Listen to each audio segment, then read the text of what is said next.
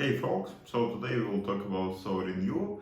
I do a lot of research topic currently, so I could film, I don't know, 5 or 7 videos, but today we will talk about the relays and why relays is important, and we will talk a bit about the architecture of the social networks. I believe that open social networks is the prerequisite for the data economy because they share a lot of commonalities, because we are social creatures, we communicate with each other, but the social network, they involve more the expectations, how you interact, that you have some messages, you have some reactions on the messages, reposting, retweeting, and so on. So maybe we should make the step back and gets back to the raw messaging protocols. It's a lot of messaging protocols, and I already made the video. You could take a look at how DIDs talk to each other. So the main idea that we have the unique identifiers, and if you have two cryptographically proven unique identifiers, you could send the messages to them.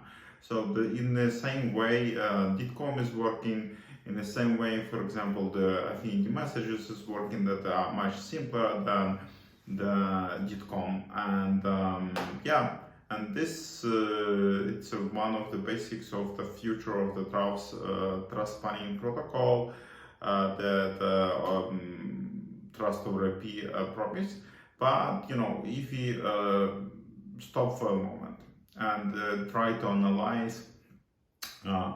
So we have the messaging protocol, and the messaging protocol, for example, the DITCOM, it's a peer-to-peer communication, the equality of the roles, that you could initiate connection to the bank could initiate connection to you, you could communicate, so you could build the application protocols on top. But the problem with the DITCOM, the benefit of the DITCOM and the problem of the DITCOM in the same time, it is a transport agnostic, storage agnostic, and it's too generic. So that you have the way how you communicate, you have the protocol on top that simplifies, for example, the DID exchange and all other things, and establishing the connection and so on. But the problem is that I, as a developer, if I will take the DITCOM, I will need to implement a lot of different things, and it's not so suitable. And for example, if it gets back to the social networks, we have peer-to-peer networks, the decentralized network that every user should run his own server, or your mobile phone acts as an agent. And this architecture, it's fully decentralized, but it's completely failed because the cost of running the service, the cost of entering this quite technology heavy, so people don't want to use this peer-to-peer approach. So what nostr tried to sell to us, that you could have relays, and that's quite interesting idea, because if you take a look, for example, I currently discovered the Blue Sky. Blue Sky had a federated approach. The Mastodon have the federated approach. So you still have servers, but you are capable to run your own server. And why federation? It's good. It's better than nothing. But the problem of the federation, that servers still needs to cooperate with each other, and maybe they will not. And you still rely on the person who actually hosts the server, and this guy should cooperate with other servers, and if one of the server will go down, you still have a possibility to lose your identity or to lose your data. With the relay approach, relays is not something new. Relays is quite old, but with the relays you get the answer to the question that not answered by the DITCOM. So you have a persistent layer, and you have an architecture that allows your agents to communicate. So the similar approach of the relays introduced by the decentralized web nodes. That's why I believe more that we could use the decentralized web nodes in the future for building the social networks, for building the trust spanning, for building the trust tasks and the data exchange. But the main idea of the relay that your client interact with the relay. Your client interact with the multiple relays. He's pull the data to relay, he's push up data from the relay. Relay could forward the messages from another relays, and actually we living in a world that, you know, telecom use relays for decades of decades, you know, because it was super expensive to have quite long line, and it was not technically feasible, so the easiest solution was to replicate the signal, so they push the signal further over the network of the relays.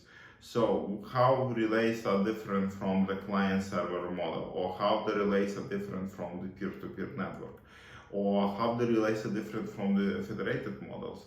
It's super easy. So in a peer-to-peer, you have independent agents that should be online all the time. You should host your own server, and it's a mesh of interconnected agents, and the number of the connections are growing exponentially. So the federation, you have a servers, you depend on the server owner, servers needs to cooperate, servers needs to create the federated links. If they refuse to create the federated links, you have no way to hand over your accounts or take back your data, so you're still dependent on the service providers. If you're talking about the Blue Sky goes with the same federated schema, a bit better than Mastodon, but still, so the federation is the better than just client and server that hosted by one owner, but they still struggle with some downsides. And with the relays, you don't have this problem. You have a relay that are multi-tenant or maybe personal, so you could host your own VDN or use the VDN that hosted by other people, or you could host your nostr node, or you could use the nostr node that hosted somewhere. You push the data to this relay, you get the data from this relay, and actually the communication happens directly between the relay and the client. And the client is the main guy that actually have the list of the relays that he trusts, that he gets the data from. So it's about the interconnectivity. You have the list of the trusted relays on the client, so client gets a bit fatter, but in comparison to the peer-to-peer networks, you don't have this crazy amount of the peer-to-peer connections and the huge address book, because actually you could host some following list or people list as the yet another data point somewhere in the relay. So for example, how nostr is working, you have your list of your peers as a special message in the relay. In a VDN, you could have the same. So you just have the list of the decentralized web nodes. You could integrate with the multiple web nodes. You could use different identity for different nodes, or the same identity for different nodes. So the client gets a bit smarter, but the address book gets a bit smaller. And the main benefit that, you know, relays could be interconnected and push the data from each other, or they could be fully independent as nostr, for example. So the nodes is not cooperating. So the client is the main guy that glue multiple nodes. So in this architecture, as nostr guys, for example, mentioned, that it's have better survival pattern to be successful. So that's why I believe that relays will be the future of the network architecture, of the messaging protocols, and the messaging actually it's quite a big topic. For example, Lizzy wallet right now introduced the messages to their wallet.